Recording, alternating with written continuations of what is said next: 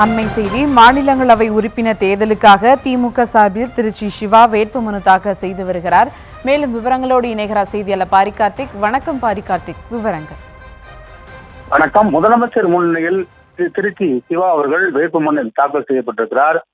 இன்றோடு வேட்புமனு தாக்கலுக்கான இறுதி நாள் என்பதால் இன்றைய தினம் தமிழகத்தைச் சேர்ந்த 4 வேட்பாளர்களுமே இன்றைய தினமே தாக்கல் செய்து வருகிறார்கள். அடிப்படையில் அதிமுக சார்பில் தாக்கல் செய்யப்பட்ட நிலையில் திருச்சி சிவா தற்போது திமுக சார்பில் வேட்புமனு தாக்கல் செய்கிறார். கடந்த 30 வருடங்களுக்கு மேலாக திமுகவில் மாநிலங்களவை உறுப்பினராகவும் தற்போது திமுகவுடைய மாநிலங்களவை குழுவின் தலைவராகவும் இருக்கிற திருச்சி சிவா திமுகவினுடைய முகமாக டெல்லியில் அறியப்படுபவர். பல்வேறு விவாதங்கள் மூலியமாக டெல்லி நாடாளுமன்றத்தில் ஒரு முக்கியத்துவம் வாய்ந்த ஒரு உறுப்பினராக அவர் கருதப்படுகிறார். முரசொலி மாறன், வைகோ என தொடர்ச்சியாக மாநிலங்களவையில் திமுகவுடைய முகமாக தற்போது திருச்சி சிவா மூத்த உறுப்பினராகவும் மாநிலங்களவை குழு உறுப்பினருடைய தலைவராகவும் அவர் செயல்பட்டு வருகிறார் என்பது குறிப்பிடத்தக்கது. அவர் அதாவது இந்த வேட்புமனு தாக்கல் துவங்குவதற்கு முன்னதாகவே திமுக அறிவிப்பதற்கு யாராவது வேட்பாளர் என்று அறிவிப்பதற்கு முன்னாலே திருச்சி சிவா அவர்கள் தான் வேட்பாளர் என்று நாம் தீர்க்கமாக சொல்ல முடியும். கடந்த 30 வருடங்களுக்கு மேலாக திமுகவினுடைய குரலாக மாநிலங்களவை ஒழித்துக் கொண்டிருக்கிறார் திருச்சி சிவா.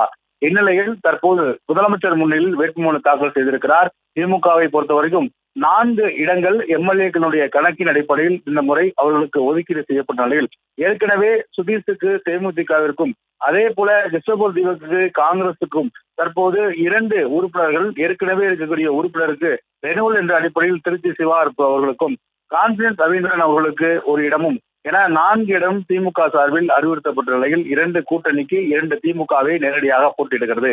இந்நிலையில் திருச்சி சிவா உள்ளிட்ட திமுக கூட்டணியுடைய வேட்பாளர்கள் இன்றைய தினம் வேட்புமனு முதலமைச்சர் முன்னிலையில் தாக்கல் செய்கிறார்கள். முதலமைச்சரிடம் வாழ்த்து பெற்று அவர்கள் தங்களுடைய வேட்புமனுவை தாக்கல் செய்திருக்கிறார்கள்.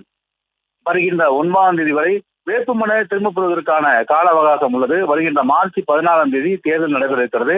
தமிழகத்தை பொறுத்தவரைக்கும் தேர்தல் நடப்பதற்கான சாத்தியக்கூறுகள் இல்லை. ஏனென்றால் இந்த 6 வேட்பாளர்கள் மட்டும்தான் தற்போது இன்று வரை அவர்கள் அந்த நாமினேட் செய்ய இருக்கிறார்கள். எனவே தேர்தலுக்கான அவசியம் இருக்காது. 14ஆம் தேதி மாலை யார் மாநிலங்களவை உறுப்பினர்களாக தமிழகத்தின் சார்பில் தேர்ந்தெடுக்கப்படுவார்கள் பற்றிருக்கிறார் என்பது அறிவிப்பு வெளிவரும். அதன் அடிப்படையிலே திருச்சி சிவா மீண்டும் திமுகவுடைய மாநிலங்களவை உறுப்பினராக தேர்ந்தெடுக்கப்பட்டது உறுதி. அதன் அடிப்படையில் தான் முதலமைச்சருடன் வாழ்த்து பெற்று தற்போது அவர் வேட்புமனு தாக்கல் செய்து கொண்டிருக்கிறார்.